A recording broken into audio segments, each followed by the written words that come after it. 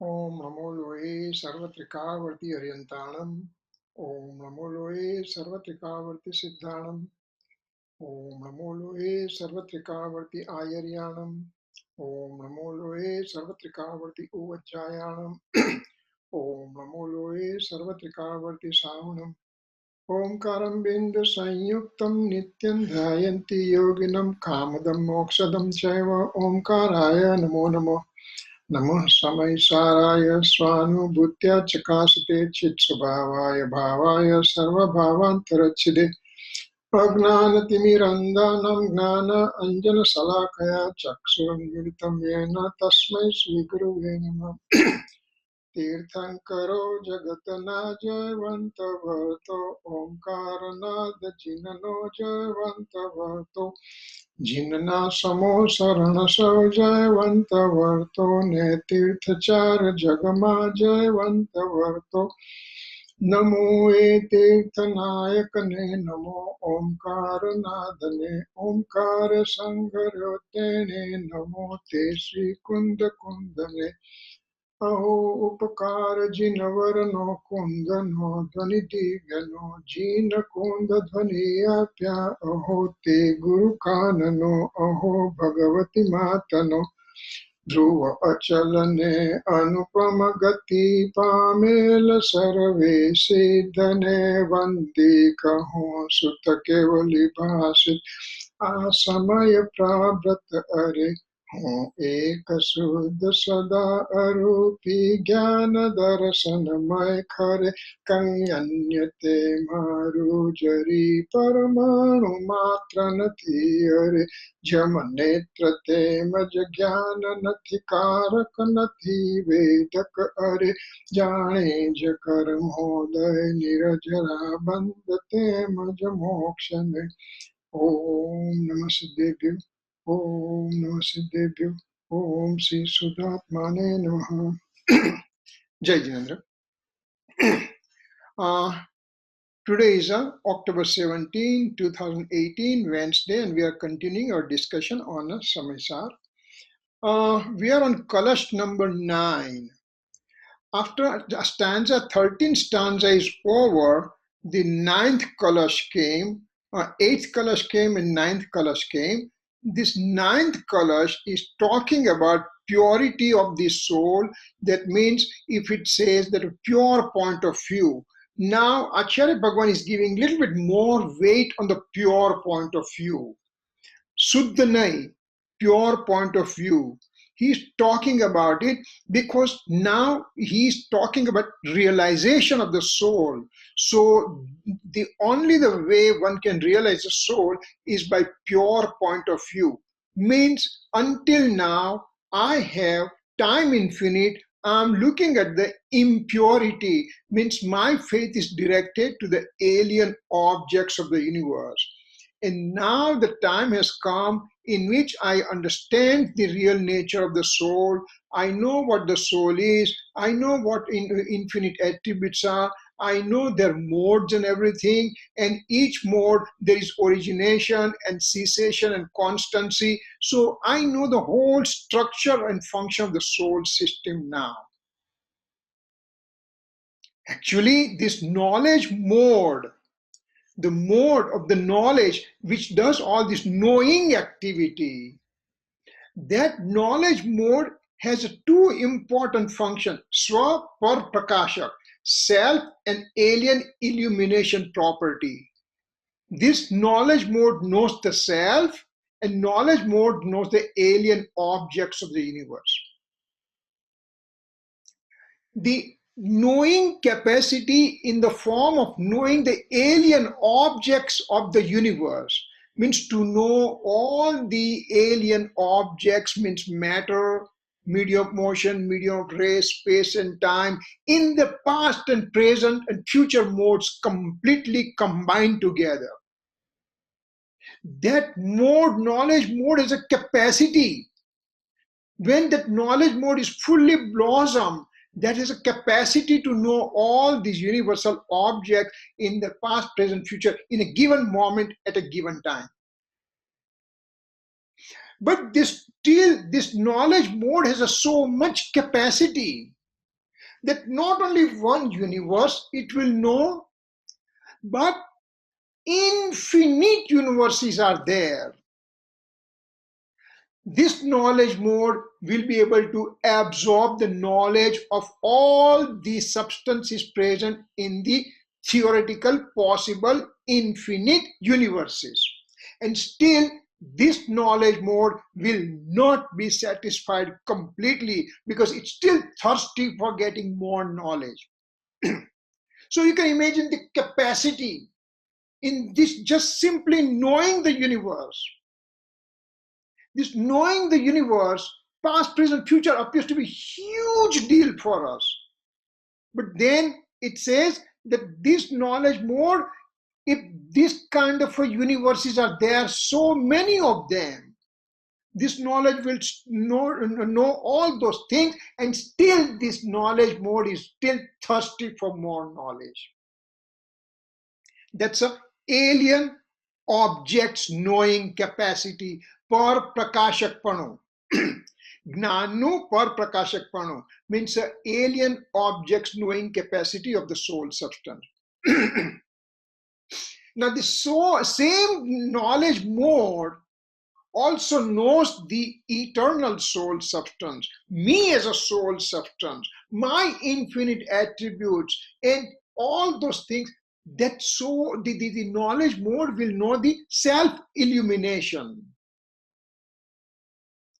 And that self-illumination is such a great thing that knowledge mode says, I am now satisfied. Remember, in the alien objects, one universe, the knowledge mode is still thirsty. Infinite universes, the thirst is still not quenched. And the same knowledge mode knows the self and says, now my thirst has been settled. I'm really happy about it. So this is the capacity of the eternal soul with the infinite attributes present within. So how do I know that one? By pure point of view, means my knowledge mode, knowing alien object, now I bring it towards knowing myself. Up until now, prior to getting experiencing of the soul substance, I am knowing the soul substance and its attributes, etc., in the indirect fashion, in the sense by reading the scripture, by listening to the preceptors and everything, but I have no direct experiencing of the soul substance. When the direct experiencing occurs, that is called pure point of view. And so that's what we are coming. So Acharya Bhagavan slowly he's taking us to the eternal soul substance. And how is that soul substance? That's what he has described over here. That he has said that in a Pravachan stanza 172, there are Alingrahana Visbol, means the eternal soul substance is having particular nature and it can be known by certain way only. And so there are 20 points they are giving, out of which last week we went through 19 points. And as we said, that we went somewhat rapidly also because the same thing is going to come in the 49th Samaysar stanza. That will be time when we'll be talking super great in detail about it. So we went through this 19 points and we were on the 20th point and we stopped at the time. So now, without further delay, I'll bring the 20th point because that was important, and so that's why I didn't want to have at the end of the class. So we are going to start now. So I'm going to bring these slides.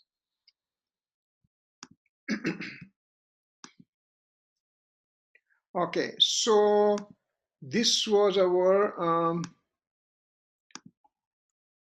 this was 19th point. The 19th, I think it's important if we should go through 18th. 18th point is 18, 19, and 20. 3 points are important in the Alingrahan, means Alingran means soul is beyond inferential mark. Means certain inferential marks and soul will be known. That is not true over here. So soul is beyond those inferential marks and only can be found, only can be understood by direct experience. So what are the things which I believe that I'm on the right path and everything? And then over here Acharya Bhagavan says, no. Whatever you believe, that way you will not be able to experience a soul substance. So he gives now, 18th point is very important. It says, eternal soul does not have any infinite, does not have about the eternal soul does not have infinite attributes from the divisional aspect.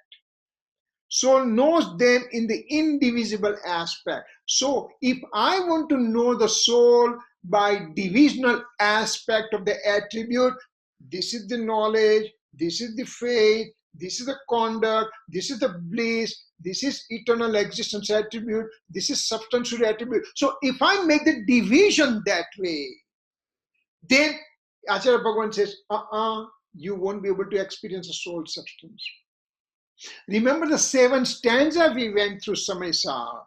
It said that the soul is not the knowledge, soul is not the faith, soul is not the conduct, but combination of all those things in a unity way, indivisible way, is the point in which soul can be experienced. So over here, same thing, it says eternal soul does not have, cannot be so known by having infinite attribute from the divisional aspect. Soul knows them in the indivisible aspect also. Eternal indivisible soul substance does not embrace to the divisional aspect of the infinite attribute residing within. Soul says, well, indivisibility is very important for me. Infinite attributes are present, but they should be known in the indivisible pattern only.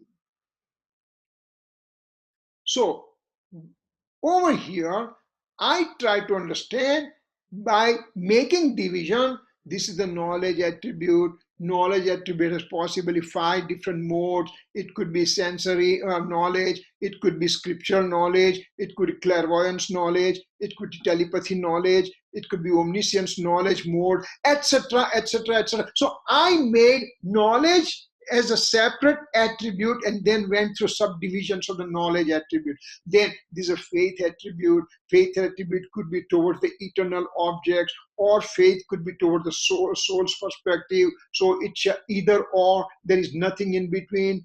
Conduct attribute can have so many different varieties can be there, and all those divisional aspects I understand that way.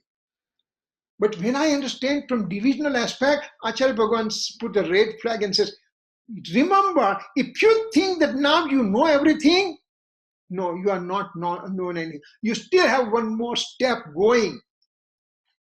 Why they are making it so complicated for me?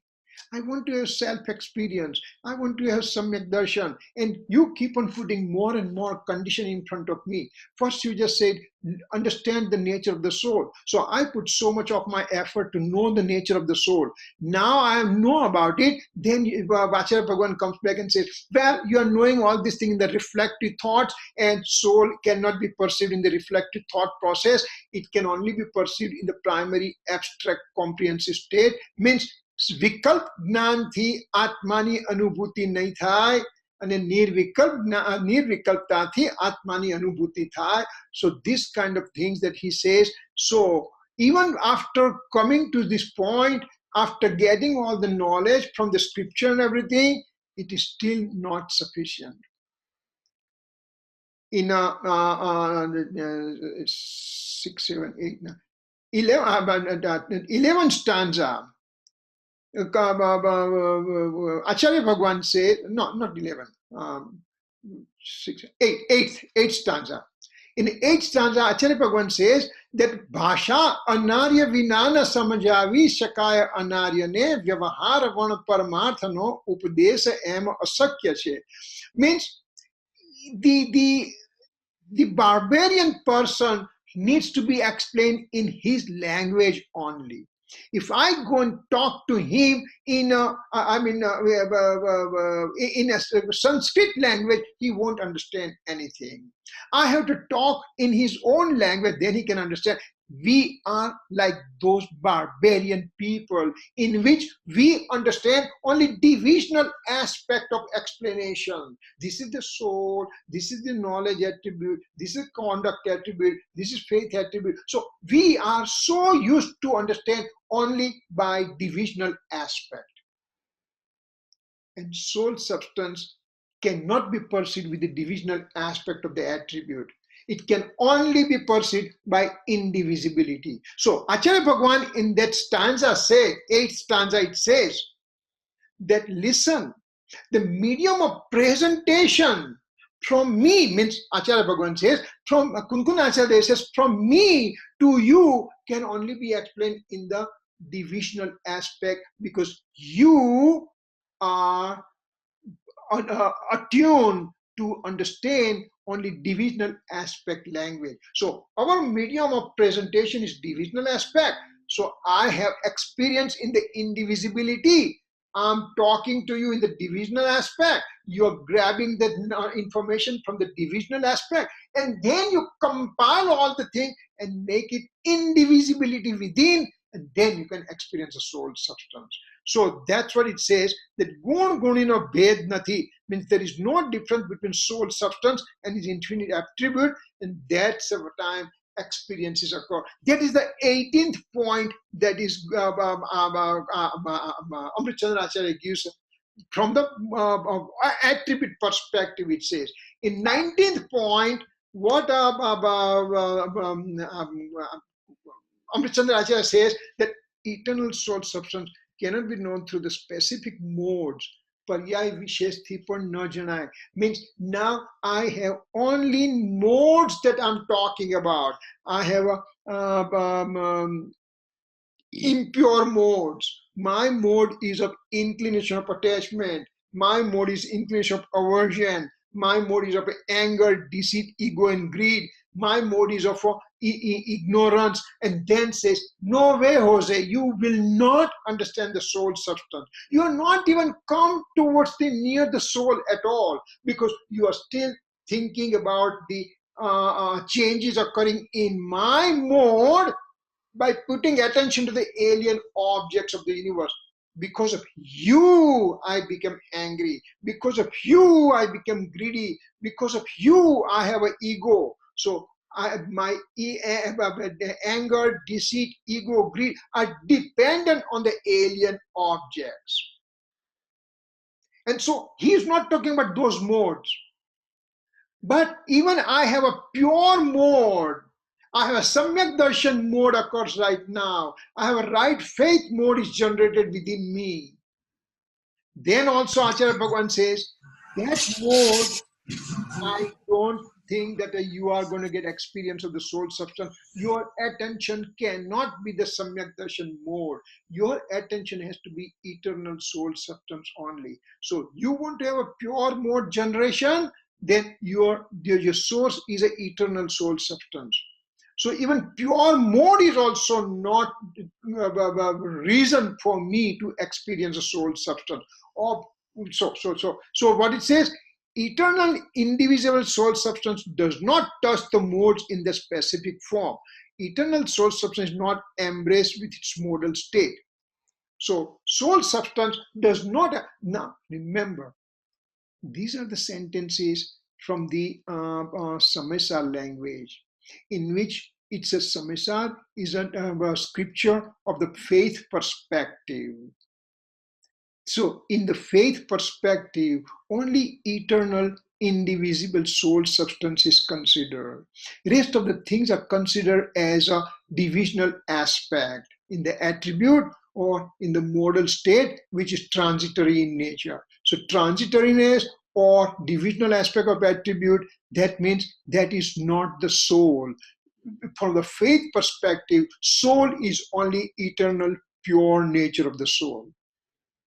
When we talk from the knowledge perspective, then soul has a soul substance and infinite attributes, and every samay there is one mode generating, so the infinite modes are there, etc., etc., etc. That is from the knowledge perspective. But Samaysar is a faith-based scripture. So even though everything is present within me, but still it considers eternal soul substance as a principal thing.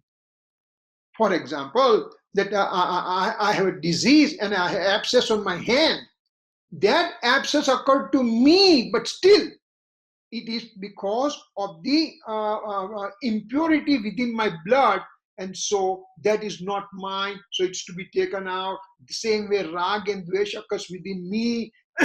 They are the disease of the soul, that even though it's occurring within the soul, they need to be discarded. Then as a whole body I have it, then my hand is my hand important or not? Hand is a part of the whole body. So hand alone is not important. Whole body is important. So composite things are important. Both the hands, both the legs, both the eyes, both ears, and everything combined together makes me perfect human being. So divisional aspects are made secondary over here. So 19 point says even the modes are the reason by which inferential mark is not there for soul to be understood. So these are okay to be understood, but now the 20th point comes. It is really, really radical point that Acharya Bhagwan puts it in. For that thing, we have to go through one picture, which is lots of time we have gone through this picture between 6th and 7th stanza. This is the soul substance.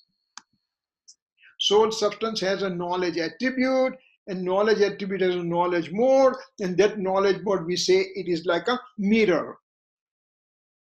This is the whole soul is made up of these three things: substance, attribute, and mode. Dravya, gun, paryay. Now, the substance is inert, does not react with anybody. Attributes are inert, they don't react with anybody. All the time action that we see occurs in the mode. So my action field, where are the actions occurring?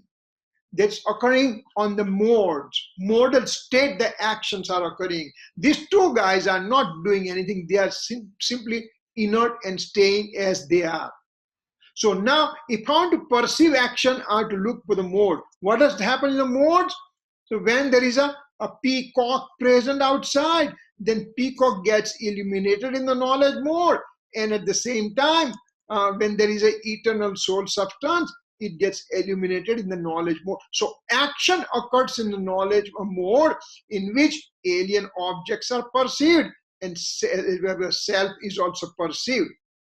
Now,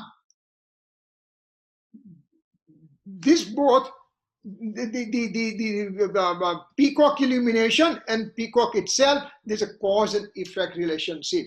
Peacock is a cause and effect is an image illumination into the knowledge mode.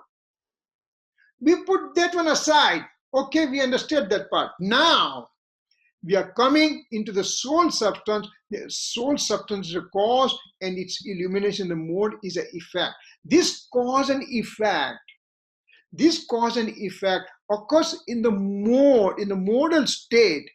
Let's presume for a wild imagination that there is no mode present, then nothing will be there. It never ever happens that substance can be there without any modes. Substance means presence of modes at a given time, period. So this mode is doing alien illumination, and this mode does self-illumination. Where does the action occur? Action occurs into my knowledge mode.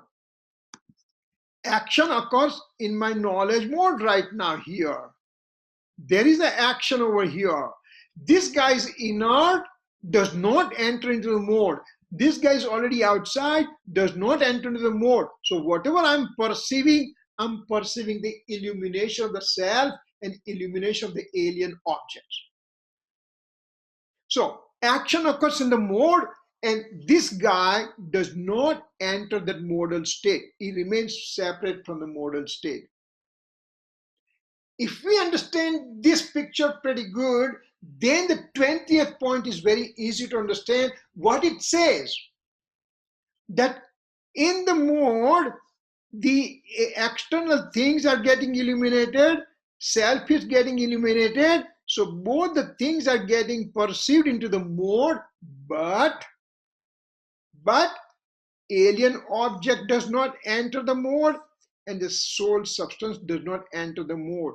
They are remaining as they are, and only the way their illumination is perceived, and that is called my knowledge mode, which is this guy is a self illumination, this peacock is a alien illumination.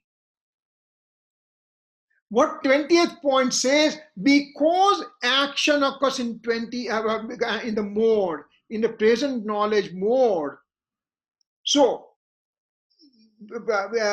perceivable thing is also illuminated, and this guy is also illuminated, but still the soul substance is separate from this knowing mode. That's a 20th point, in which it says over here that actual knowing occurs in the mode. So Acharya Bhagavan says, now I'm telling this mode as a soul, because that's an action generation station.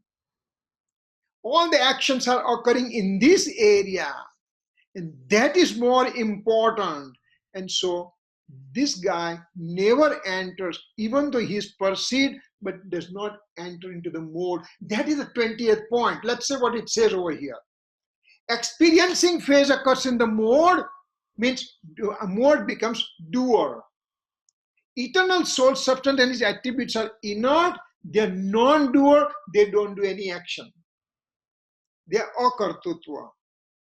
Mode is having a kartutva, doership. Action occurs only in the modes. So the experiencing mode is getting experience within. Who is doing experiencing? The mode is doing. So mode is experiencing everything within. The eternal source substance does not come in the mode, but is getting experience in the mode. Over here, as we said, the eternal soul substance does not come in the mode, but its experiencing is occurring in the mode. Same way, peacock does not come, peacock's illumination comes. So here, that we are saying that eternal soul substance does not come in the mode, but it's getting experience in the mode. Over here, the experiencing mode is called soul. Because now Acharya Bhagavan says, you know, I just see the action and that is the soul. I don't want to talk about inert substances. I want to see where the action occurs. So action is occurring in the mode, and that's why that mode is called soul. So experiencing phase of the modal state does not embrace the eternal, indivisible, inert soul substance. What is happening? The experiencing mode, this experiencing mode over here, in which the eternal soul substance does not enter in the experiencing mode. And that is the 20th point. Up until now, what was said, that soul cannot be perceived by division of the attributes. 18th point, soul cannot be perceived by division of the modes and everything. Now in the 20th point, Acharya Bhagavan takes turn and says, you know what, I'm considering this as a soul, because in the mode the action is occurring. When the action is occurring, eternal soul substance does not get perceived, but does not enter into the mode. So that's what it says over here. લિંગ એટલે પ્રત્યભિજ્ઞાનું કારણ એવું છે, ગ્રહણ એટલે કે અર્થાભૂત સામાન્ય તે જેને નથી તે અલિંગ ગ્રહણ છે. આ રીતે આત્મા દ્રવ્યથી નહીં, આલિંગ એ શુદ્ધ પર્યાય છે. Means the soul cannot embrace the mode. Soul remains the way it is, and mode remains the way it is. Action occurs in the mode. Its mode is end up knowing the soul substance, but soul substance does not enter into the modal state. And what it says also further, when there is an experiencing occurring in the mode, then that experience is associated with the bliss. I get experiencing of the soul at this point right now, then the bliss is the fruition of that experiencing mode. So the knowledge mode, experiencing the soul and also getting bliss, both go hand in hand. If somebody says, I experience a soul, but I did not have a bliss, then he does not understand what he's talking. So this is a 20th mode in which mode is given importance. So now, Acharya Bhagavan sang so much praises about the eternal soul substance. Then he says, you know what? I talked to you about eternal soul substance and its purity from these 20 points, but I'm going to go from other perspective also. Remember what he started with. He said that a partial point of view, soul will not be perceived. Comprehensive knowledge, soul will not be perceived. The object of knowledge, soul will not be perceived. Means, praman, nai, nikshep, you will not be able to perceive the soul substance. This is the soul substance. It will not be perceived even by these 20 different points that he has described. So, quickly we'll go through revision of all those things and then we could going type 1 to 20 points. Type 1 is a soul cannot be perceived by the senses. Then second it says soul cannot be known through physical. Over here soul does not perceive through the senses or soul cannot be felt through the physical senses. So these are exactly opposite to each other. Soul cannot know with the help of physical senses. I cannot perceive soul with my eyes. Somebody says that, I saw the soul, it was white color, it was such and such. That's wrong thing, because soul has no color, no shape, no nothing, and it cannot be perceived by the physical senses. If anybody says that I perceive the soul by physical senses, then he's wrong. So soul cannot perceive through the physical sense, and soul cannot be known through the physical sense also. Me as a soul, senses are not the reason for my knowledge. Other way around, senses cannot know me directly. Then one cannot infer about the presence of fire by looking at, one can make inference about presence of fire by looking at the smoke. Soul cannot be inferred with the help of physical senses. So inferences is not reason. Then soul cannot be known by inferential knowledge only. Means soul cannot know by inferential knowledge. It needs to have direct experience. If we just saw, if you remember in the previous classes we had taken, inferential knowledge is an indirect knowledge, and indirect knowledge is not the one in which soul can be perceived. Same way in the 5th point, soul cannot be known by inferential knowledge. Means somebody has an inferential knowledge. Can the soul be known that way? No, not at all. So these are the 5 points saying, and then on the 6th point, Acharya Bhagavan says, soul cannot be known by any inferential mark, but can be known by inherent nature only. 6th point says, you want to know the soul? Yeah, only the nature of the soul is inherent nature, inherent nature only. By its sugar can be perceived by its sweet taste no matter what. Salt can be perceived by its salty taste no matter what. Similarly, the soul can be known by its inherent nature only. Then on the 7th point it says, soul cannot be known, it cannot be dependent on alien objects. Alien objects are not the reason for knowledge of the soul. Then soul cannot be brought from outside. Why Acharya Bhagavan keeps these kind of silly things? It's not silly. When we are going through those things, then it refutes these certain philosophies that they believe that knowledge can be brought from outside to the soul. That kind of belief is there. So Acharya Bhagavan refutes those beliefs. Soul cannot be stolen.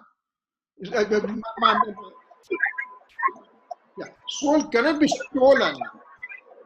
I mean, so soul knowledge cannot be stolen by anybody. Huh. So that's what. Next one is a soul is with pure consciousness with serenity. So soul is full of consciousness, pure consciousness. Atma Suddho Upyak Swarupi Che means consciousness with serenity. That's the nature of the soul. Soul is unconnected with material karma, means material karma and soul have only associative relationship. Otherwise, material cannot do the soul. So I cannot know the soul through the material karma. Same way, soul does not have enjoyment from sensual pleasure. Sensual pleasures are the matter substances, and they are related to, they produce knowledge related to matter only. Soul cannot be perceived that way. Then what? It says that soul does not pursue semen and menstruation. In science, we have learned that when the ovum and sperm gets together, then fertilized ovum occurs, and then the child starts growing in the mother's womb, etc., etc. But soul has no relationship there at all. Soul, it descends by itself, and semen and ovum, they do their own work because they are the matter objects and they are not the soul.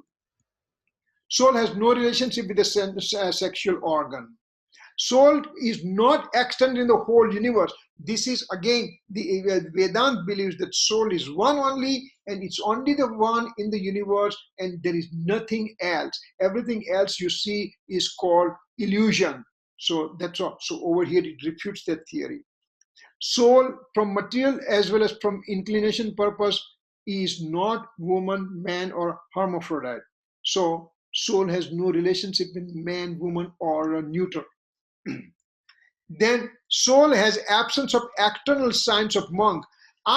We have seen the monk who is a naked monk who has nothing with him, and he eats once a day, and he's standing position, he eats once a day, and that too when that all the particular vow that he has, they are fulfilled, then and then he will accept the food, otherwise not. And those kind of behavior are called external mark of the soul of a saint, and that does not mean that he may have experience within. The animals also, they don't wear clothes. So if nakedness is only the reason to be called as a saint person, then that is not true. That nakedness, external nakedness, has to be associated with the internal physical, internal experiencing the soul substance. So those are the 17 point, 18 point we talked about, 19 point we talked, and 28 point also we talked. So now these are the all 20th point by saying that soul to be experienced, it has to be experienced directly only. After saying that one, Acharya Bhagavan is still not happy about it. He has not conveyed us as much as he wanted to. So he says, you know what, I'm going to take another turn and tell you there are 6 other points are there. They call Avyaktana Bol.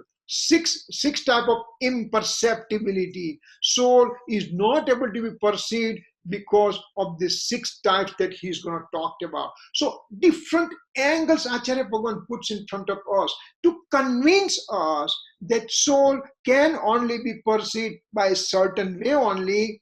Otherwise, if I get stuck somewhere and I believe that I'm doing great job, people will say, this is so difficult to understand. My job is just humanity, just to be peace, just to be kind, just to give donation, just give food to the hungry and water to the thirst, etc. Yeah, do that. That's important that you have to do it. But that is called auspicious inclination.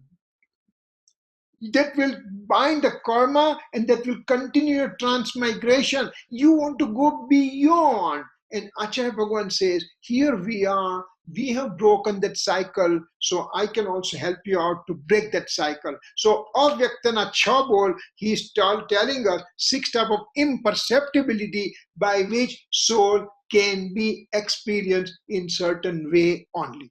So these are the 6 Gujarati points are there. Now we are going to go through them in English point. Avyaktana Chabol, 6 types of imperceptibility. Perceptibility means mode, and imperceptibility means eternal soul substance. My mode is action. Actions are occurring in the mode, as we just said 10 minutes back. Action occurs in the mode. So that is perceived. I'm angry. I have rag. I have a dvesh. So those things are perceivable. But eternal soul substance hiding behind is imperceptible. Both are getting known together, but imperceptible in eternal soul substance does not touch the perceptible modes. What it says, both are present, but the soul substance does not enter into the mode, even though mode has its illumination. Soul substance remains the same way as it is over here. Just the way peacock was over here, peacock did not enter the mode, soul substance did not enter the mode. That's what it says. Then it says, type number 1, છ દ્રવ્ય સ્વરૂપ લોક જે જ્ઞેય છે તે વ્યક્ત છે, તેનાથી જીવ અન્ય છે, માટે અવ્યક્ત છે. Means over here it says that all the 6 substances of the universe, they are perceptible. But eternal soul substance is imperceptible. Universe with the 6 substances, they are perceptible. Eternal soul substance is separate from them, and that's why it's imperceptible in nature. Having said that, second point it says, કશાના સમૂહ જે ભાવક ભાવ વ્યક્ત છે તેને જીવ અન્ય છે માટે અવ્યક્ત છે. Over here what happens? My karma fruition. I have a karma fruition occurring every moment. And that karma fruition occurring every moment, and they are called material karma fruition. They are the deluding karma fruition. Monia karmano uday. So deluding karma fruition occurs. And when that deluding karma fruition occurs, then me as a mundane soul, in my mode, I make rag and dvesh. I make inclination of attachment, inclination of aversion. So my inclination of attachment and aversion has the root cause is occurring in the form of a fruition of the material karma. So fruition of material karma is known as bhavak bhav, acting as instrumental cause, and there is generation of toxic emotion in the soul's mode. Means in my mode, toxic emotions are occurring. In my mode, rag and dvesh is occurring. In my mode, anger, deceit, ego, and greed are occurring. And those are the one because I paid attention to the fruition of the material karma in the form of deluding karma. So fruition of material karma is a perceptible, but soul is separate from it, so it's imperceptible.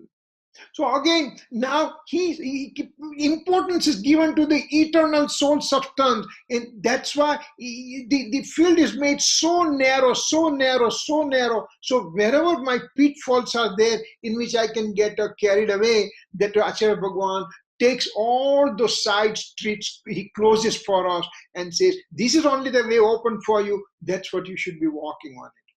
So that's type number 2. Type number 3, it says, Chit Samanyama Chaitanya Sarva Vyaktiyo Nimagna Chya Mate Avyakta Chya. Means, this is very important point, Acharya Bhagwan puts it in over here. What is happening? I have soul substance, infinite attribute, and I have modes occurring since time infinite in the past, and it will continue to occur in the future, and it's occurring right now. So non-stop flow of modes are occurring no matter what. A given substance means a point, a given mode occurring at a given samay. That's it. Every moment there is one mode. Soul cannot be there. Any substance cannot be there without any mode. So soul substance has a mode present all the time. Now, this mode originates and then has a cessation. Originates and then there is cessation. Originates means my rag mode I have an influence of attachment. That mode is originating right now. It lasts for one samay. Now it disintegrates.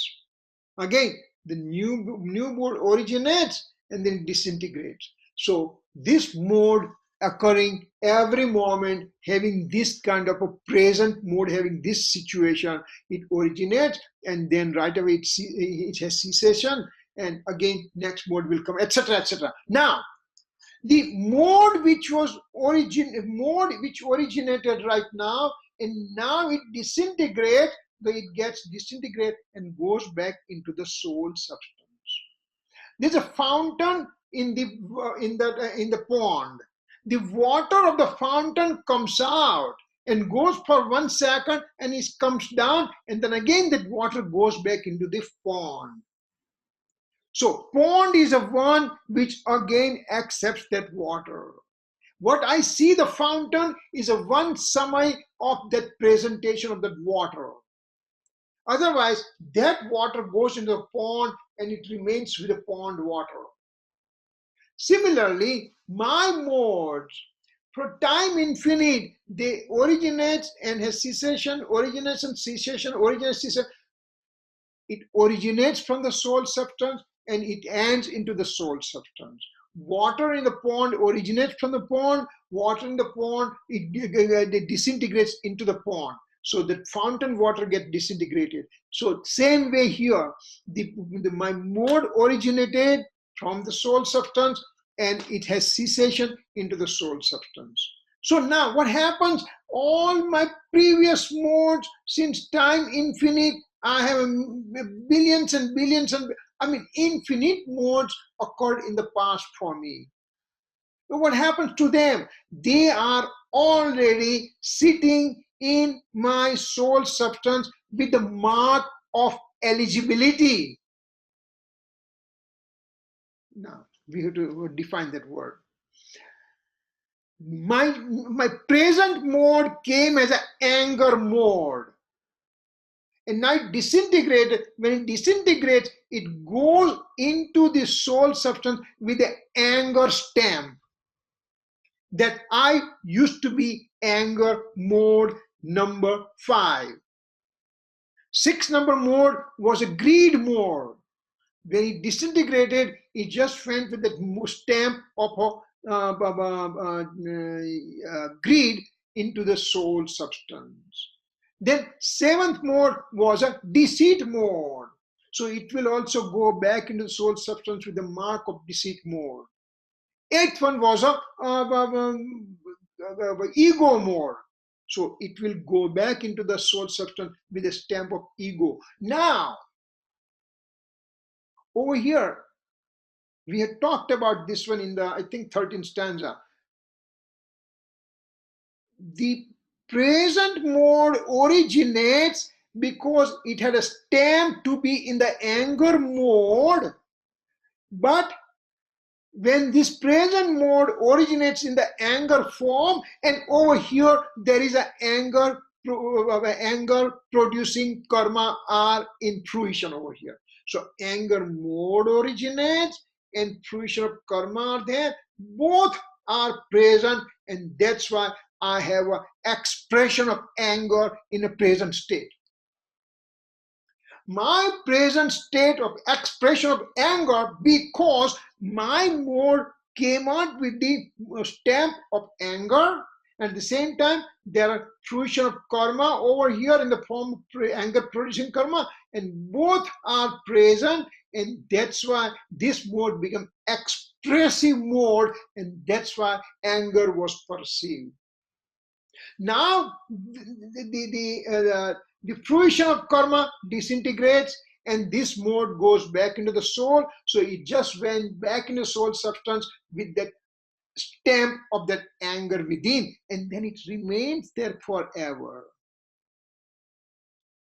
So all the previous modes, they were occurring within me. They are sitting in the soul substance with their mark, with their eligibility stamp on it. But because there is no presence of nimit right now, they cannot be expressed. They are inexpressible mode, sitting in this knowledge, in the soul substance, That means all my past modes, they are already been expressed and they are sitting that way. All the future modes have not come out, but they are also sitting with their expressive mode or expressive stamp. And when they are presenting, and then at that time, when they come in the present state, then there is a karma fruition there, and they both will work together. And that's why expression of anger, deceit, ego, and greed will be seen. Once that is done, then that mode goes into the soul substance with that eligibility mark, but it is remaining there in the inactive state, and that is called Chit Samanya Chaitanya Sarvasakti Avyakta che, Antarbhut che, Nimagna che. Let's say what it says over here. Eternal true nature of the soul substance is known as Chit Samanya. Eternal soul substance has a consciousness in a general way. In this soul substance, knowledge, perception, faith, etc., all attributes are included. Okay? Even the past and future modes which are not manifested are also included in it. The manifesting mode, the expressing mode is expressed or it manifested because it has an eligibility mark to be in anger, deceit, ego, greed, rag, dvesh, ignorance, etc. And so they got expressed because there was also presence of instrumental cause. Simply talking, let's take an example. And we have taken that fountain example before. Pond has a water. That water molecule, infinite molecule, each molecule has their modes. And we are talking color mode right now. They have the mark, each water molecule has a mark of a color mode, and at particular point, the fifth mode is going to occur with a red color, sixth mode is going to occur with a green color, seventh mode is going to occur with the yellow color, for example. Red, green, yellow color. So fifth mode, when it's originating, it has an eligibility mark for a red color, and over here the red light was there as a nimit. And so this molecule of water are perceived as a red color in the fountain. Then this color may remain or not remain, but this water goes back into the pond, and then there is no nimit present, so it just remains as simply water in the pond. Then sixth mode was green mode with the stamp. So when the green mode is originating, then the color over here turns green, and then it is a nimit, and it shows the green color expression or manifestation of that mode is a green, and thereafter it settles down into the pond. Similarly, my mode is whatever stamp it is there, that kind of a fruition of karma are there, and that's why the expressive form of anger, deceit, ego, greed are seen. Once that is done, then they go into the soul substance and they remain inert, and they just have only stamp on it. That's it. But they can never be expressed again, all the past modes. And future modes, they will be expressed once, and thereafter they'll become past. They will never be expressed again. Therefore, all the modes except for present are imperceptible in the soul substance. So this is imperceptibility in an extreme minute state Acharya Bhagwan has taken for us to understand. And he knows that we have... I'm sorry, Kirit uncle, hello? Yeah. Could you repeat why only the present moment is perceptible? Yes, because present mode is perceptible because there is associated instrumental cause also present. That's why the present mode is getting expressed. When there is no instrumental cause, then act is not getting done. Now, when we come to the one of the future classes, when we will coming that how how expression occurs in a substance. At that time, there are reasons. The 5 reasons are there. One important reason is a presence of nimit. Nimit has to be present for the expression of the mode, but nimit cannot do anything to the action. For fish to swim, water is important in the form of instrumental cause, but water has not done anything to the fish except for providing vehicle. So a mode to get expressed, there has to have presence of an instrumental cause, otherwise it cannot be expressed. Even though it may have eligibility stamp, but there is no instrumental cause, then it will not be expressed. So because there is no instrumental cause present, that's why in the past modes which are sitting in the soul as a dormancy state, future modes sitting in the soul as dormancy state, they have their eligibility mark, but they are not getting expressed because there is no presence of instrumental cause in the past or in the future. Only instrumental cause is present in the present state. Does that make sense? Whatever. Okay, all right. So this is very, because Acharya Bhagavan has taken, he's taking us to the abyss. It's a point of no return. That he says, now that you know it, I'm going to take you deeper and deeper and deeper and deeper. So that's what's happening. Okay, all right. So any other question in this one? Because this is a very important point to consider,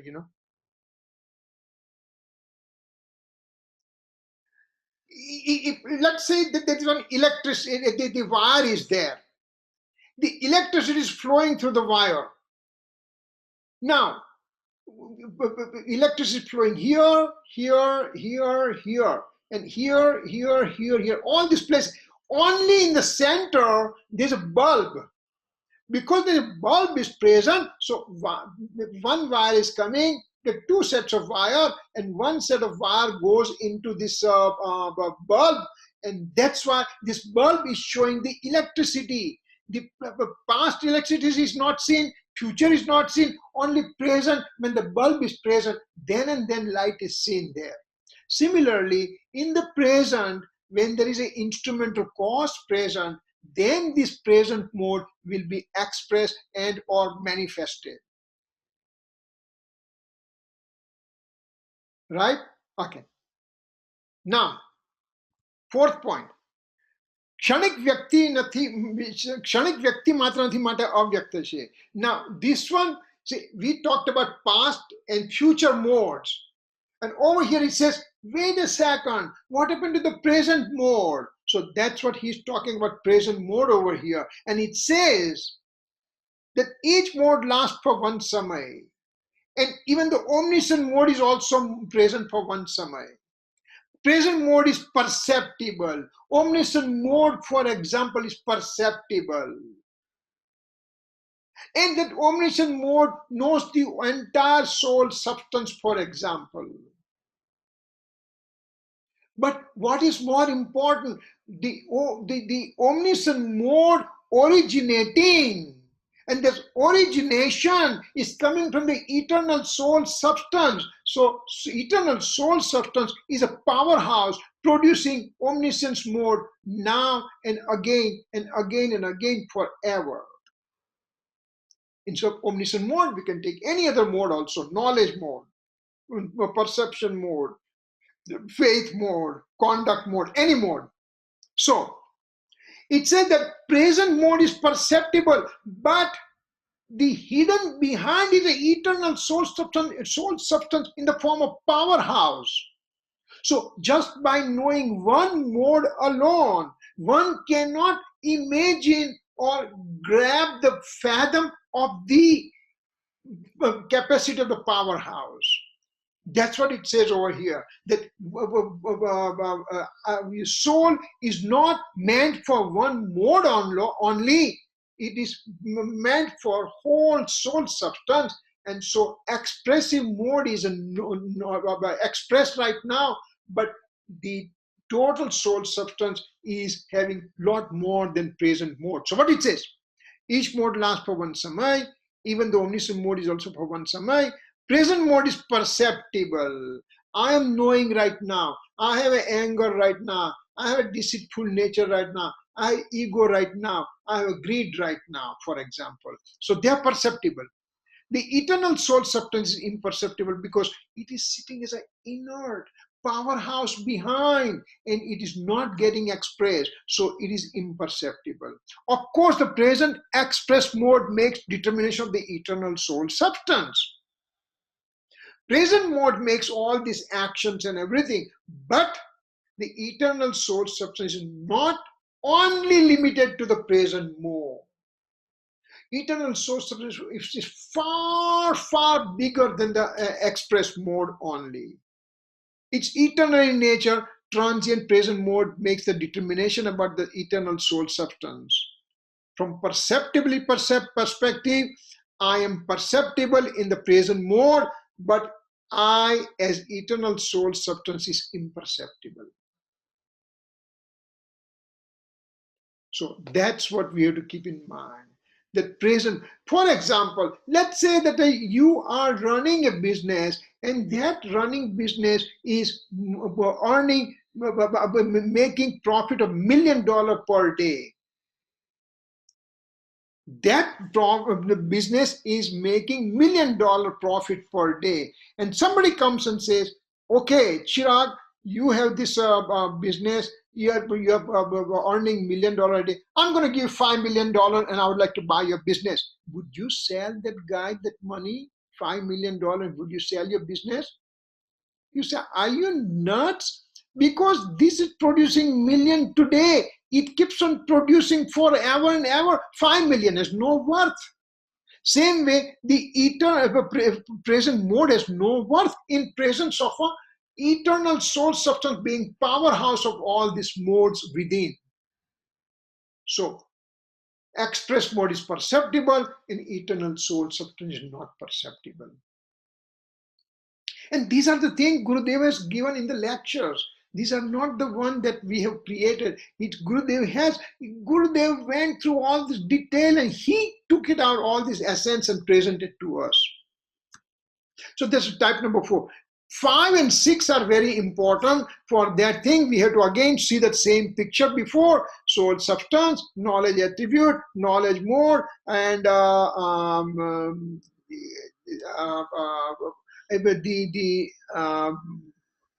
soul is perceived into the present mode, but soul substance remains over here.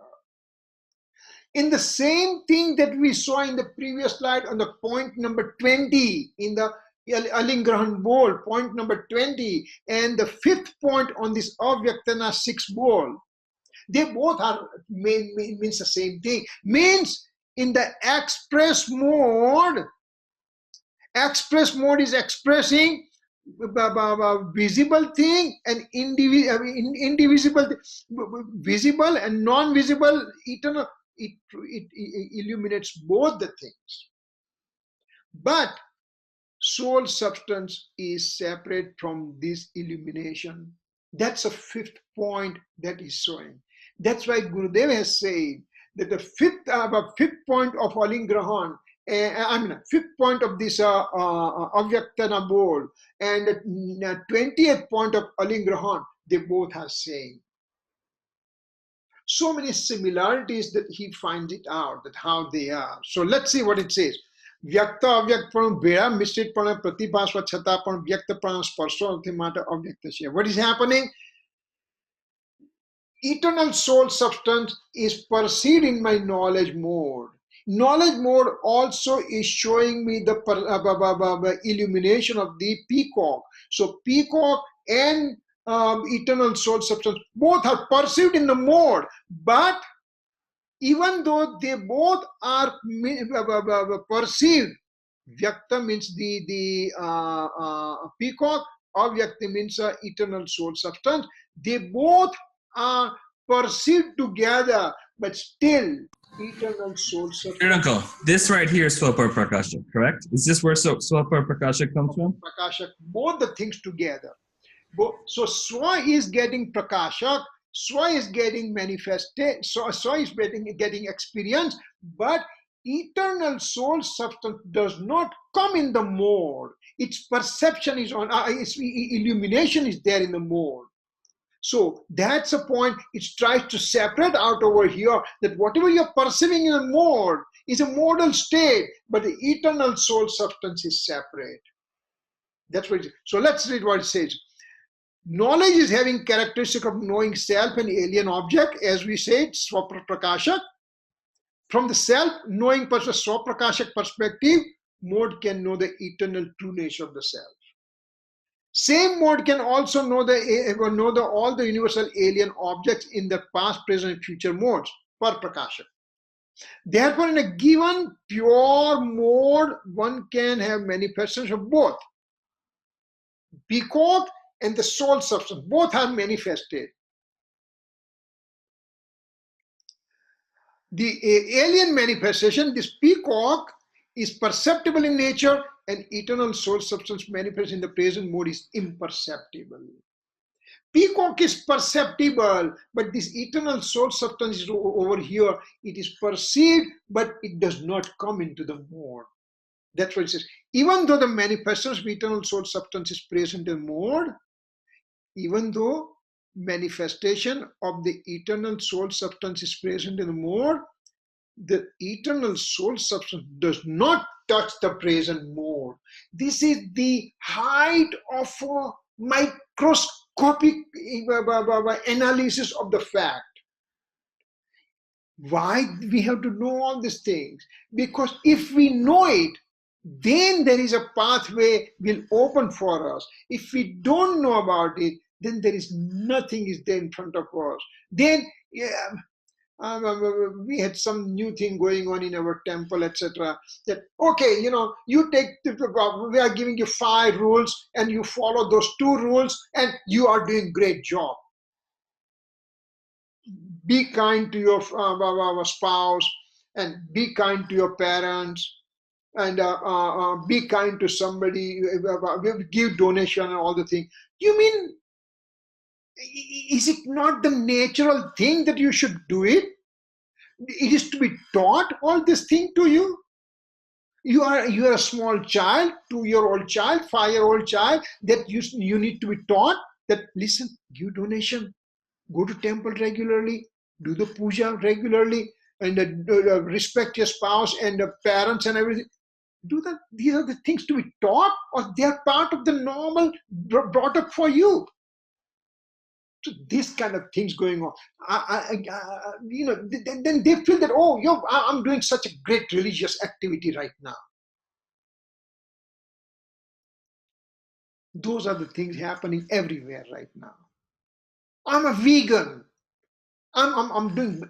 So what? Okay, you're doing good. So you don't have to go and put a trumpet and announce the world. Kirit, this is, the purpose of this is Vedgyan, right? That there's this whole, the point of this, distinguishing Swaprakashak and distinguishing it from soul, is that this is also Vedgyan. Yeah. That there's a difference between Atma and even this Pariyai. Yes. That's the pinnacle of the Vedgyan over here. But you are Kirit uncle, I have a question. Yeah. It says here that even though the manifestation of the eternal soul substance is present in the mode, so that part I get. Mm-hmm. The second part, the eternal soul substance does not touch that present mode. That means the mode is not part of the soul. It's a separate thing. Is that the point you're saying there? Let's see what's happening. Here, this is the mode, right?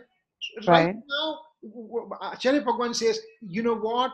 I'm pulling you into the soul substance, and I'm trying to explain what is happening, how the action is occurring. So this guy is inert, this guy is inert, only action occurs over here. And how action occurs? Because this guy gets illuminated, self-illumination. This guy is illuminated, alien illumination. So Yeah. action occurs over here, but the peacock and or soul as a substance did not enter in this mode. So Oh, okay. Yeah. I understand. that's It's just the illumination. I got it. yeah, It's just being said in a different way. different. Okay. Thank you. So Ankit, you are right that this is the Vednani Parakasta, means the pinnacle of this differential knowledge, differentiation knowledge. Because until I understand this part, then I won't stop halfway. Am I going to do good job? Am I going to be good to the people? Am I going to give donation to the temple? Am I going to be good to my parents? Those are the bases. If you don't have those things, you are not going to come to this level at all. To come to this level, to understand all these things, those are the primary virtues that you have to have it. Krupanadeva said, Kashayani upasantata, matra moksha bilas, bhave khet prani datya atmartha nivas. One who wants to understand and realize the soul substance has to have the milder form of toxic emotion. Anger, deceit, ego, greed has to be extremely milder form for him. He just wants to be only thinking about self-realization. He doesn't get involved into the worldly affair and everything. He has a compassion towards the other living objects and everything. So these are the bases for you to go to the next step. And here they are saying, well, respect your parents. I mean, is it a 2-year-old child that we have to tell that respect your parents? If somebody is not respecting his or her parents, it is her problem, and she or he will go in the infinite transmigration. He can know all these things and he can write books and everything. It doesn't mean anything. So to understand all these things, to come to this level, you have to have milderness in your softness on your soul. That softness is the associated thing. That's only the one when it's present. Then you can grab and all this understand and follow all these things. So that was point number 5. And 6th point is similar but little different. 6th point, what it says, પોતે પોતાથી બાહ્ય અભ્યંતર પર સ્પષ્ટ અનુભવ હોવા છતાં પણ વ્યક્તપણું અવ્યક્તપણું ભેળા મિશ્રિતપણે તેને પ્રતિભાસ છતાં પણ તે વ્યક્તપણા સ્પર્શતો નથી માટે અવ્યક્ત છે. Now, what over here in the 5th point we say pratibhas means knowing. This point was important over here. Knowing, this knowing was important, that I'm knowing. How I'm knowing? Knowing occurs in my mode over here. So by knowing, this guy doesn't enter over here. Similarly, in the 6th point, it says, you know what? When there is knowledge occurs in the mode, there is knowledge occurs in the mode. When the knowing activity occurs in the mode, it's always associated with the happiness attribute. The knowledge attribute and on this side is a happiness attribute. They both go hand in hand. If this knowledge attribute produces pure mode, then happiness produces pure mode of happiness. That is called supersensuous bliss. When this knowledge mode is producing alien objects illumination and having the relationship with this alien object, then it is producing misery. Means a happiness attribute also has altered state in the form of misery.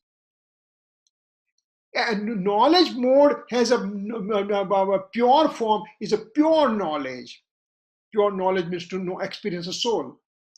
And knowledge mode has an alien illumination only, that's called impure mode. If it's only impure mode, if I know only this is the blue paper, that's all I know. I don't know my soul substance, but I know this is blue paper. So it's only alien illumination, and that's an impure knowledge. Then impure knowledge will be associated with impure mode of the bliss attribute. Pure knowledge attribute will produce pure knowledge, and bliss attribute will produce supersensuous bliss over here. Knowledge attribute producing impure mode, and the bliss attribute will produce misery mode in the form of misery. And that's all it tries to say, that when there's the experiencing is this is knowing. The results of knowing is an experience, means bliss experience.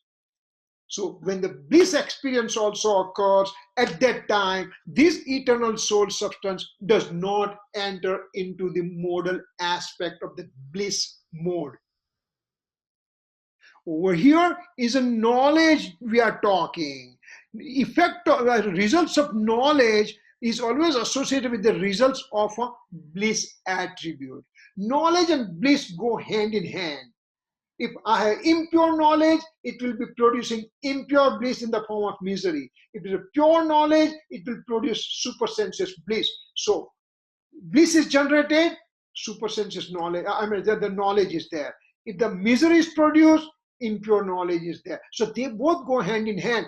As knowledge mode is producing illumination of the soul substance, but soul substance does not enter here. Same way in the bliss situation over here. Bliss situation, eternal soul substance does not enter bliss area. So that's our 6th point. Let's see what it tries to say. In the 5th one, it said that alien object, let me bring the pen here also. Okay. It says in the it says alien objects are known in the 5th. Over here it says present mode also experiences bliss. So this is knowing and experiences, they go hand in hand. So in the 6th point, everything that we put in the 5th point as a knowledge, over here we have to transmit into the form of a bliss. So bliss present by itself as well as external source. During this experiencing, there is no dependency on influence of attachment or external. So basically, this is what it says in the 6th point. The whole exercise that we are doing right now, it says to us that me as an eternal soul substance is imperceptible by all this means that Acharya Bhagavan is present in front of us. Having known that part, he is now drawing us slowly. Amrit Chandra Acharya Dev slowly draws us towards the 14th stanza, because 14th stanza is about pure point of view. Pure point of view means my knowledge mode has a pure point of view, in which my eternal soul substance will be experienced. And so he's building up the stage for us to understand what is pure point of view. What's the object of the pure point of view? Object of the pure point of view. This is the pure experiencing. So object is my eternal soul substance, and my mode will be doing the job. But to come over here, I have to understand this guy. So he's trying to bring us that how is this guy present in the soul, in the whole hierarchy. So he's trying to bring us to that point. So having said that, this Kalash shows the nature of the eternal soul substance, and the different ways are made secondary. Differences are made secondary in the nature. All the differences, that attributalness differences, modal differences, and rag, dvesh, etc., all those things are made secondary, way secondary.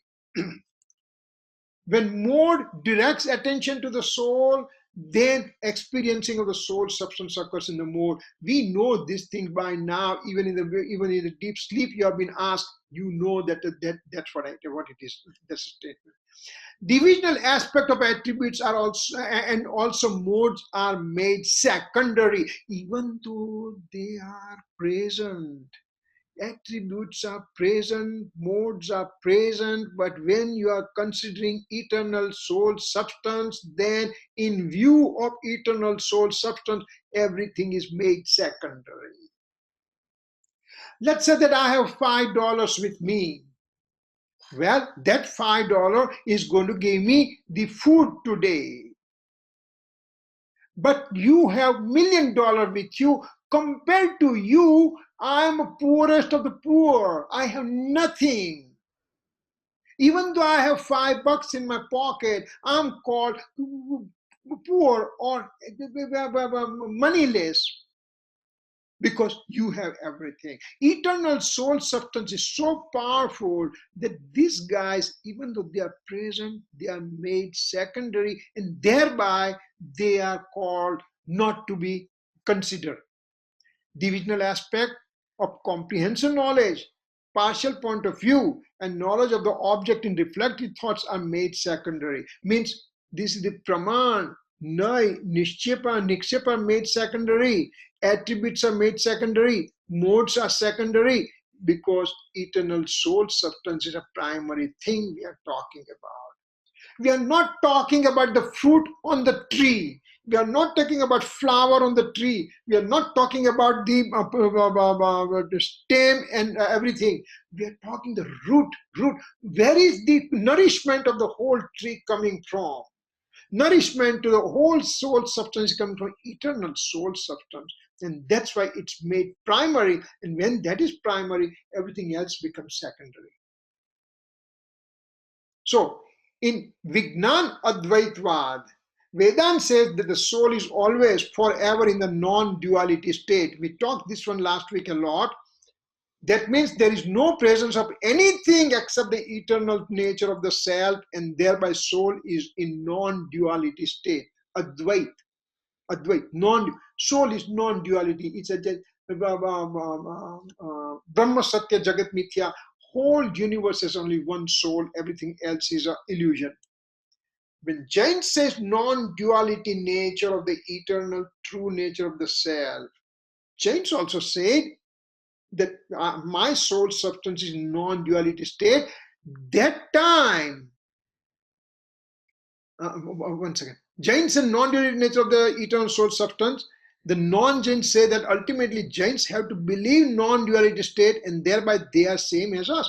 So Vedanti says, so what a big deal. You Jains, you are same as us. You are talking Advait, you are talking non-duality, and we are talking non-duality since time infinite. So you are just like us. Finally, you lost and you are coming at your feet, and you are coming to us to explain to us.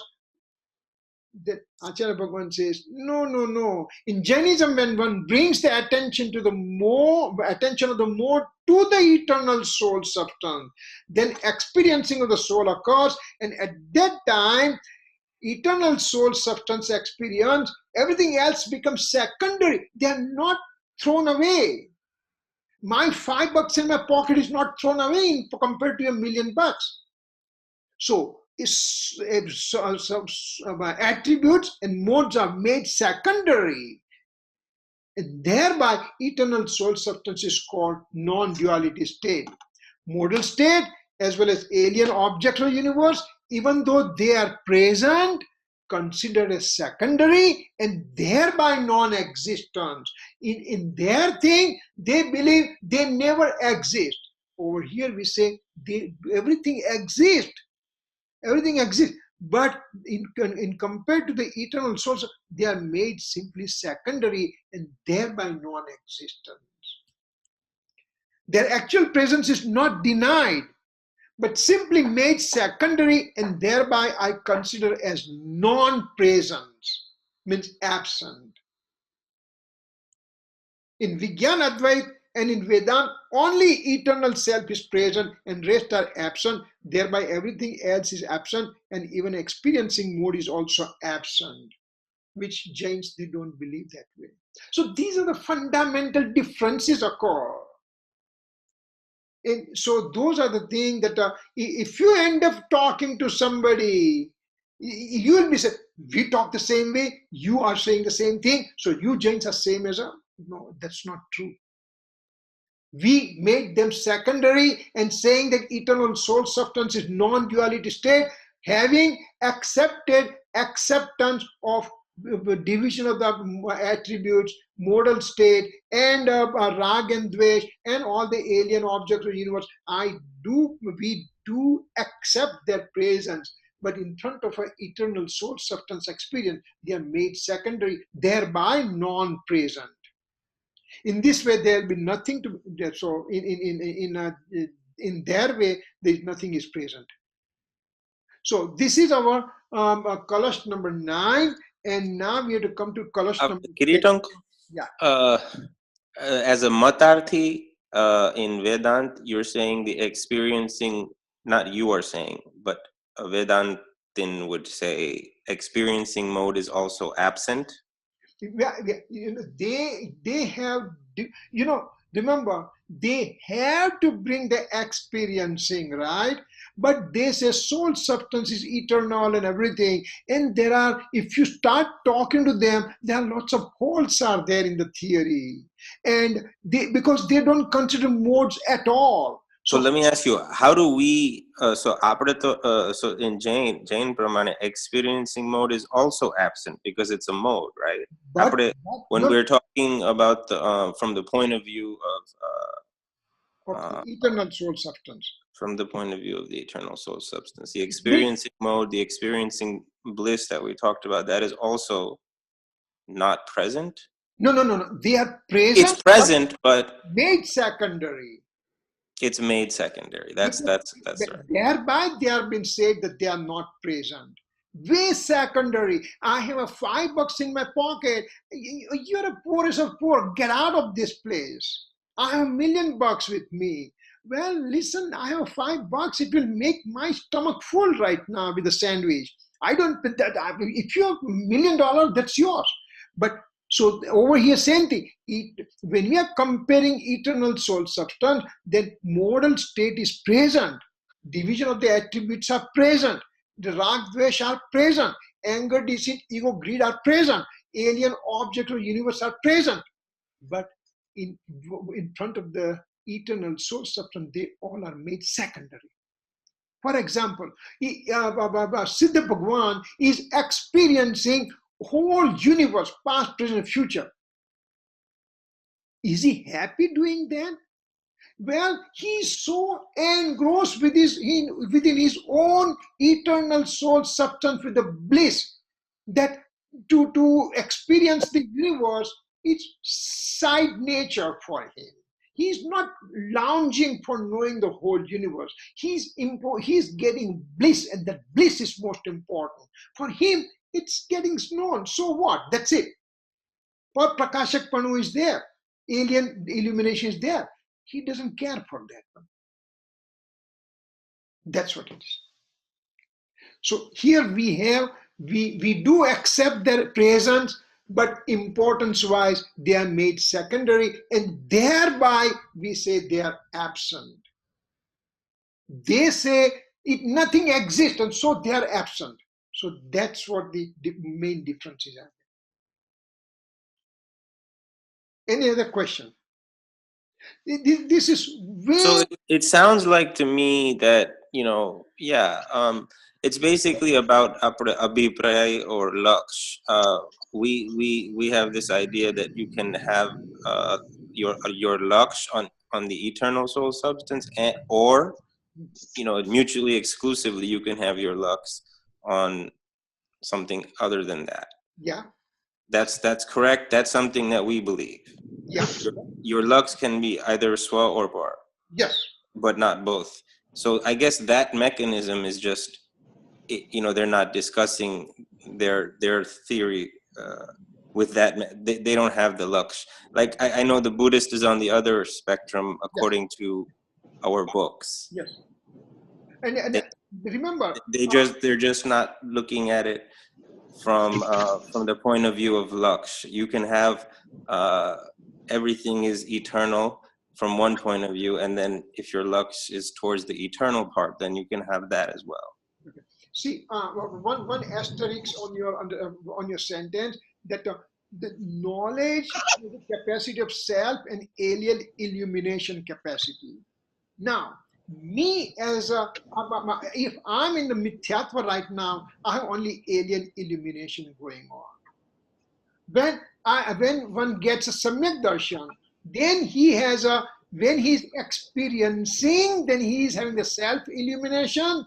When he is not experiencing, then he has a mainly alien illumination. But in a Siddha Bhagwan, it's a, both the things fully expressed, alien illumination as well as a self illumination. Both are expressed completely. You know, sorry, Kirit, I just have so many questions. Okay. When someone is swa prakash, swa anubhav Yes. state, Hmm. experiencing, actually એવી રીતના બોલાય બી નહીં, because ત્યારે લક્ષ ત્રિકાળી ધ્રુવ ભગવાન આત્મા ઉપર હોય ત્યારે એક્સપિરિયન્સિંગ જેવું ની વાત જ ન હોય ને. Because he's experiencing. So there is no talk. He's just simply experiencing at the time. Yes. No, I didn't get your question. Again, repeat. Put it in. You know, when we say experiencing, we're talking about a modal aspect. Yes. When we are talking about આપણે શું કહેવાય, being eternal, ત્રિકાળી ધ્રુવ ભગવાન આત્મા ઉપર ધ્યાન હોય કે લક્ષ હોય કે તો but then આપણે secondary બનાવી દીધી ને, experiencing modal aspect ને secondary એટલે not present બનાવી દીધી. Okay. I get your question. So the actual experiencing bliss એટલે to experience bliss આપણે modal language થઈ ગઈ ને. Yeah, but at that time mode says पर्याय એમ કે છે કે મારે પર્યાયમાં રહેવાની જગ્યા નથી રહેતી. Means mode is so engrossed in the experiencing that the eternal soul and attribute and mode, everything becomes one unique entity, and so the mode forgets its own of nature at that time. And so even the experience is occurring in the mode, but that mode says, you know, I forget about myself. I am just eternal soul substance right now. So that's what it is. That's what your point is, that experiencing is occurring in the mode, but then you are making that mode secondary because experience is so overwhelming that mode forgets its own nature, that I am a mode right now. Does that make sense? Is that your question was? I mean, I don't know whether I answered right or not. Yeah, absolutely. Thank you. Yeah. Okay. Any other questions? Yes, Kirit bhai, મને એક સવાલ છે, વ્યવહારનો છે. હા, બોલો.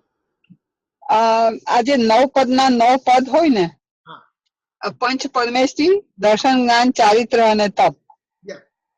તો એ જે ચાર પાછળના જે છે એ એકચ્યુઅલી આત્માના ગુણો છે. બરાબર. ઓકે, સો તપની ડેફિનેશન ઈચ્છા નિરોધ આપે છે તત્વાર્થ. બરાબર. તો સિદ્ધ ભગવાન, આજે સિદ્ધ પદ છે, તો સિદ્ધ ભગવાનમાં તપ કેવી રીતે ખપાવવું, સિદ્ધ ભગવાનમાં ચારિત્ર કેવી રીતે ખપાવવું? ઓકે, આત્મામાં પ્રતપન કરવું એનું નામ તપ. પાછું કહો તો આત્મામાં શું? પ્રતપન. અચ્છા, પ્રતપન પ્રતપન like intensely getting engrossed in the soul. આત્માની અંદર તમે રમણતા થવી, આત્માની અંદર ડૂબી જવું, આત્મામાં મસ્ત રહેવું, એનું નામ ચારિત્ર પણ કહું અને નામ તપ પણ કહું. હા, એ ચારિત્ર છે. તો તમે ચારિત્ર અને તપમાં તો પછી ડિફરન્સ નહીં આવ્યો. તો એટલે આમાં તપની ઇમ્પોર્ટન્સ થી વાત કરી, પેલામાં ચારિત્રની ઇમ્પોર્ટન્સ થી વાત કરી. જેમ 10 લક્ષણ ધર્મ છે, તો 10 લક્ષણ ધર્મની અંદર ક્ષમા ધર્મ છે, આર્જવ ધર્મ છે, માર્દવ ધર્મ છે, સત્ય, શૌચ, સંયમ, તપ, ત્યાગ, આકિંચન્ય, બ્રહ્મચર્ય, જેમ 10 ધર્મ છે. એ 10 ધર્મ નથી આત્મામાં. આત્મા તો આમ જ છે, પણ આ પોઈન્ટ થી જોયું તો આત્મા, ક્રોધ પરથી જોયું તો આત્મા ક્ષમા રૂપે દેખાયો, અને જ્યારે મેં માન કશામાંથી જોયું તો આત્મા માર્દવ રૂપે દેખાયો, સરળ માયા માયા પ્રમાણેથી જોયું તો આત્મામાં આર્જવ પ્રમાણે દેખાયો. એટલે કયા પોઈન્ટથી એને જોઉં છું એ છે. એટલે તપની પ્રમાણથી જોઉં છું તો આત્મામાં પ્રતપન થવું એનું નામ તપ કહ્યું. આ ચારિત્રમાં જોતા આત્મામાં ચારિત્રમાં રમણતા કરવી એને ચારિત્ર કહ્યું. એટલે જુદી જુદી ડેફિનેશન જોવાનું. એટલે તપની વ્યાખ્યા ખરેખર આત્મામાં આત્મામાં રહેવું એનું નામ તપ કહ્યું. એટલે જ્યારે નિર્જરાની અંદર 12 વ્રતની વાત આવી, 12 ભાવનાની વાત આવી, 12 વ્રતની વાત આવી, તો 12 વ્રતની અંદર એ તો ફિઝિકલ, પહેલા જે 3 છે 4 છે એ તો શરીર રિલેટેડ છે, બીજા બે છે મન રિલેટેડ છે, અને ત્યાર પછીના જે અંદર બીજા 6 અભ્યંતર તક આવે છે એ આત્મા રિલેટેડ છે. એટલે એ બાહ્ય તપને અભ્યંતર તપને પણ એ રીતે આપણે સમજ. અલ્ટિમેટલી સ્વાધ્યાય, સમાધિ અને એ જે બધા 12 તપને અંતરંગ તપની અંદર સ્વાધ્યાય તપ કહ્યું છે. તો એ સ્વાધ્યાય તપને મહાન તપ કહ્યું છે. અને સ્વાધ્યાય તપને મહાન તપ એટલે કહ્યું કે ત્યાર પછી તમને એક સમાધિમાં તમે જાઓ છો, આત્માને રમણતા કરો છો. એટલે એ બધા આંતરિક પરિણમન છે. અચ્છા, એટલે તો પછી 4 દર્શન, જ્ઞાન, ચારિત્ર અને તપ બધું રમણતામાં જ લેવાનું. જ્ઞાનની રમણતા, દર્શનની રમણતા અથવા જ્ઞાનની પૂર્ણાવતીને તમે કેવળ જ્ઞાન કહ્યું અથવા સમ્યક જ્ઞાન કહ્યું. દર્શનને તમે સમ્યક દર્શન કહ્યું, ચારિત્રને તમે સમ્યક ચારિત્ર કહ્યું, અને સમ્યક ચારિત્રનો એક ભાગ છે એમાં તપ તમે લીધું. એટલે કે ચારિત્રમાં આત્મામાં રમણતા કરવી એને પ્રતપન કહ્યું. એને પ્રતપન એટલે એને તપ કહ્યું. એટલે એક એંગલથી તમે તપ કહો કે ચારિત્ર કહો, બંનેનો અર્થ એક જ થશે. ઓકે, તો દર્શન અને જ્ઞાન, કેવળ જ્ઞાન તો કર્મની અપેક્ષા બધી વાતો થાય છે કે આ બધું પતિ 8 કર્મ ખપી જાય એટલે સિદ્ધ દશાના 8 ગુણ ઉત્પન્ન થાય, પ્રગટ થાય, નોટ ઉત્પન્ન, પ્રગટ થાય. તો પણ આત્મા પર્સ્પેક્ટિવ થી સિદ્ધ આત્મા પર્સ્પેક્ટિવ થી લઈએ તો કેવી રીતે? તમે કેવળ દર્શન કીધું, જે દર્શન કહ્યું, જ્ઞાન દર્શન, ચારિત્રમાં દર્શન શબ્દ એટલે સમ્યક દર્શન લેવાનું. તો સમ્યક દર્શન એટલે કે આત્માની અંદર ફેઇથ શ્રદ્ધા ગુણનું આત્મા તરફ પરિણમન થવું એનામાં દર્શન કહ્યું. જ્ઞાન ગુણની, જ્ઞાનની પર્યાય આત્મા તરફ વળી અને જ્ઞાન કહ્યું. ચારિત્રની પર્યાય આત્મા તરફ વળી અને સમ્યક ચારિત્ર કહ્યું. સમ્યક દર્શન, સમ્યક જ્ઞાન, સમ્યક ચારિત્ર એમ કહ્યું. હવે એમાં આત્માને કર્મ ગયા એટલે કેવળ જ્ઞાન થયું એમ નથી બેન. નહીં, તમે એ નહીં લેશો. I don't want to discuss that. મને આ સમજવું છે કે અમે લોકો જે શીખીએ છીએ કે જે પણ કઈ ક્યાંક પણ શોધવા જઈએ છે કિરીટભાઈ, તો દરેક જગ્યાએ it is from the point of view from karma. બરાબર. તમને તપનું આવ્યું છે તો એમાં એવું બોલે છે, ઈચ્છા રોધે સંવરી પરણતી સમતા યોગે રે, તપતે એહી જ આત્મા વર્તે નિજ ગુણ ભોગે રે. હા, તો વર્તે નિજ ગુણ ભોગે રે એટલે શું થયું? આત્મામાં રમણતા. હા, તો પછી ચારિત્ર, જાણ ચારિત્ર તે આત્મા નિજ સ્વભાવમાં રમતો રે. એટલે બંનેમાં રમવાની જ વાત આવી. એ બંને એટલે તપને અને તપને અને ચારિત્રને બે જુદા જુદા એંગલથી તમે કહ્યું, પણ બંને બેઝિકલી આત્મામાં રમણતા. તો કારણ કે તપને ચારિત્રનો ભાગ જ ગણ્યો છે, રાઈટ? હા, બરાબર છે. કે તપ ગુણ જુદો છે. ના, એટલે એની તમે ચારિત્ર ગુણને તમે તપ કહો તો કહી શકાય. કેમ કે આત્મામાં અનંત ગુણ છે. રિમેમ્બર, આમાં એટલે એક ચારિત્ર ગુણ છે એટલું નથી. આ તો જ્ઞાન દર્શન ચારિત્રને આપણે ઇમ્પોર્ટન્ટ લીધા છે. 3 મુખ્ય જ્ઞાન દર્શન ચારિત્ર સુખ, પણ એમાં તો બીજા અનંતા ગુણો છે. બધા અનંતા ગુણો છે, પણ આ તો બી આ 4 તો છે ને, એ તપ ગુણ છે ને. હા, એટલે તપ એ ચારિત્રને જો ચૈતન્ય છે, ચૈતન્ય ગુણ છે કે નહીં? તો ચૈતન્ય ગુણ છે તો જ્ઞાન ગુણ છે કે નહીં? આપણે દર્શન ગુણ છે કે નહીં? તો જ્ઞાન દર્શન ને ભેગા તમે કહો તને ચૈતન્ય કહ્યું. તો ચૈતન્ય છે ત્યારે જ્ઞાન નથી તો છે ને, જ્ઞાન છે ત્યારે ચૈતન્ય નથી તો છે ને. પણ બંને જ્ઞાન દર્શનને ભેગા કરીને વાત કરતા રહીને ચૈતન્ય કહ્યું. એવી રીતે ચારિત્રમાં પણ તમે એને તપને સાથે લીધું, એને તમે સાથે લઈને કહ્યું તો ચારિત્રનું હોવ, અને એને છૂટું પાડ્યું તો તમે તેને તપ કહું. તમે it's okay, that you can use both things. અને જ્ઞાન ગુણમાં જાણવું લેવાનું હા, કે શું લેવાનું? સ્વને જાણવું. અને દર્શનમાં બી જાણવું જ થશે સામાન્ય. ના ના ના, દર્શન એ જાણવા વાળું. શ્રદ્ધા, અહીંયા શ્રદ્ધા ગુણ લેવાનું, દર્શન શ્રદ્ધા લેવાનું. તો સિદ્ધ ભગવાનને શું શ્રદ્ધા લેવાની? સિદ્ધ ભગવાનની શ્રદ્ધા પોતાના આત્મા તરફ વળી ગઈ. એકચ્યુઅલી ચોથા ગુણ સ્થાનકે જ્યારે બેન તમને સમ્યક દર્શન થયું એટલે શ્રદ્ધા પર તરફથી છૂટી પડી, સ્વ તરફ આવી, અને એ જ શ્રદ્ધા સિદ્ધ ભગવાનમાં એ જ શ્રદ્ધા રહેવાની છે. કેમ કે શ્રદ્ધા ગુણની બે જ પર્યાય થાય, કાં તો પર તરફની શ્રદ્ધા, કાં તો સ્વ તરફની શ્રદ્ધા. એકવાર શ્રદ્ધા સ્વ તરફ વળી એટલે એ એક વન વે થઈ ગયું, અને એ સિદ્ધ ભગવાન પર એ જ શ્રદ્ધા રહેવાની. સિદ્ધ ભગવાન સ્વ તરફની શ્રદ્ધા છે, એની સિદ્ધ ભગવાનની શ્રદ્ધા ગુણનું પરિણમન સ્વ તરફનું છે. બસ તે એ રીતે લેવાનું. સિદ્ધ ભગવાનને ગુણ છે, એને કેવળ જ્ઞાનનો ગુણ કયો તો એને પોતાના સ્વ પરનું પ્રકાશક પણ જ્ઞાન થયું. શ્રદ્ધા ગુણની પર્યાય થઈ તો સ્વ તરફ શ્રદ્ધન થયું. ચારિત્ર ગુણની પર્યાય પ્રગટી તો સ્વ ચારિત્ર પ્રગટ્યું, યથાખ્યાત ચારિત્ર થયું. અથવા તો દેશ ચારિત્ર કો, સર્વવીરથી ચારિત્ર કો, કોઈ પણ ચારિત્ર ગુણ સ્થાનકને અનુસારે જે સ્ટેપ છે એ ચારિત્ર તમે લઈ શકો. હા, પણ સિદ્ધ ભગવાનને તો બધા ગુણ સ્થાનક પતી ગયા એટલે હવે કોઈ એ બધા કઈ લેવાના છે. ચારિત્ર થઈ ગયું, સંપૂર્ણ ચારિત્ર થઈ ગયું ત્યાં. Okay. Kirit uncle, this is a little bit interesting. I'm just gonna a little bit longer, just a little bit of an academic question. Tame kidhu ne chaitanya gun equals darshan plus gnan. Yeah. So I'm just gonna ask, what if it's only darshan?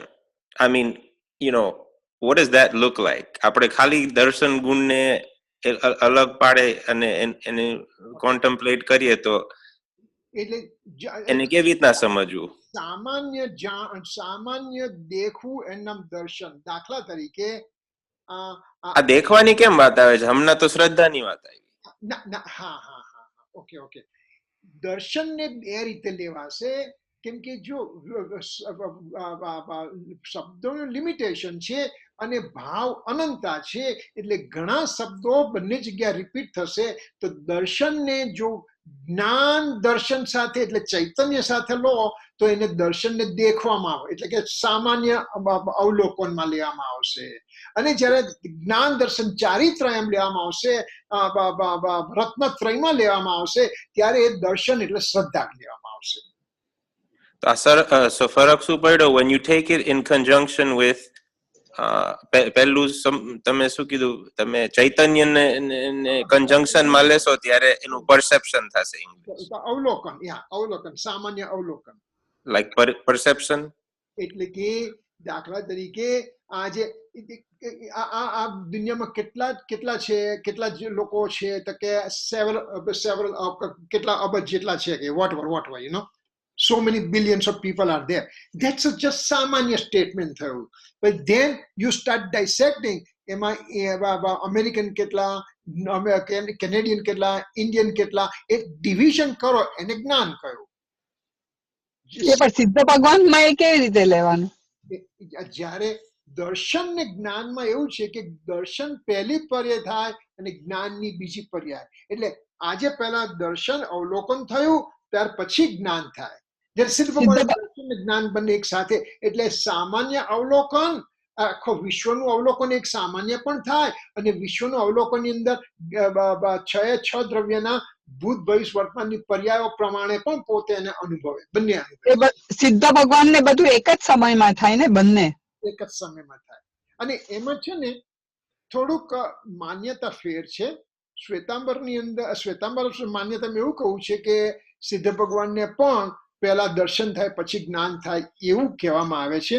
પણ દિગંબર માન્યતા પ્રમાણે જ્ઞાન દર્શનની એટલે કે દર્શન ગુણ અને જ્ઞાન ગુણ એ બંનેની પર્યાય એક સાથે થાય, યુગપદ થાય, એક સાથે થાય.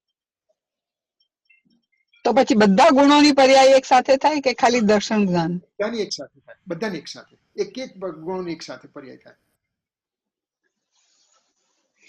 એટલા માટે તો અવિભાગ પ્રતિચ્છેદ શબ્દ આવ્યો કે એક પર્યાયની અંદર અનંત ગુણોની પર્યાયો રેપ્રેઝન્ટ છે.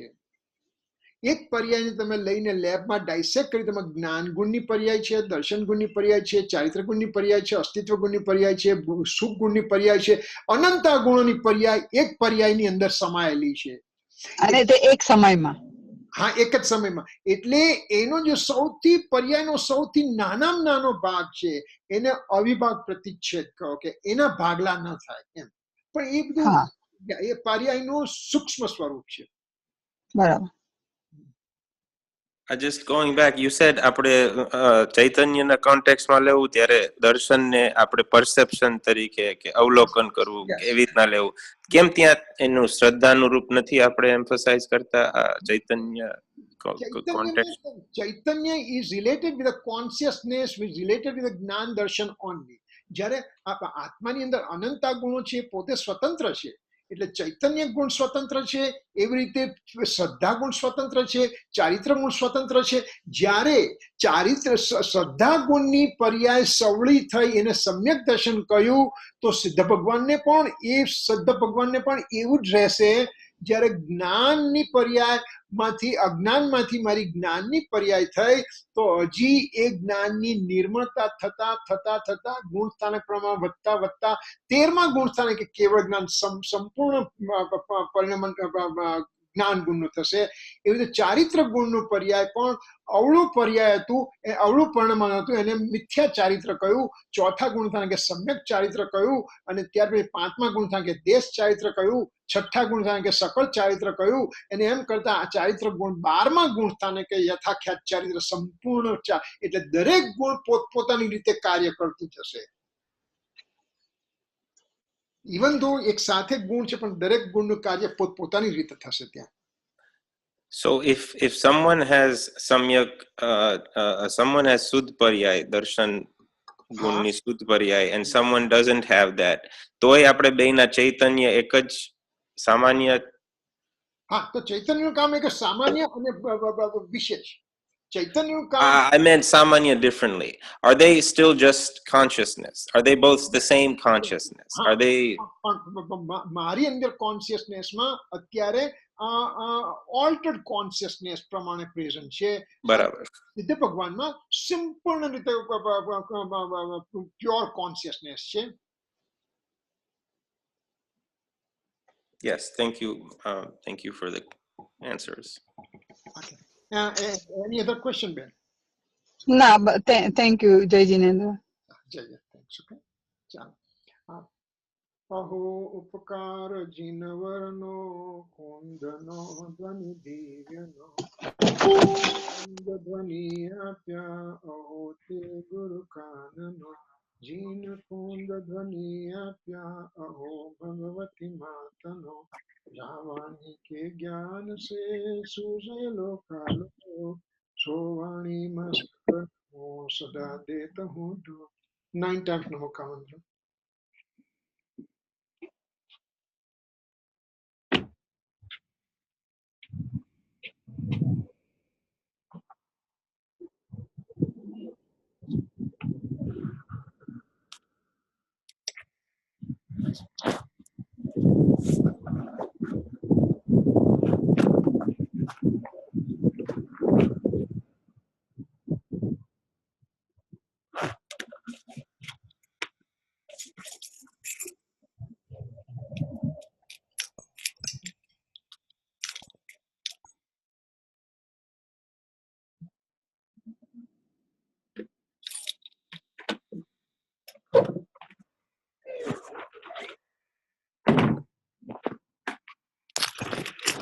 જય જીનેન્દ્ર. જય જીનેન્દ્ર. મિચ્છામિ દુક્કડમ. જય જીનેન્દ્ર મિચ્છામિ દુક્કડમ. જય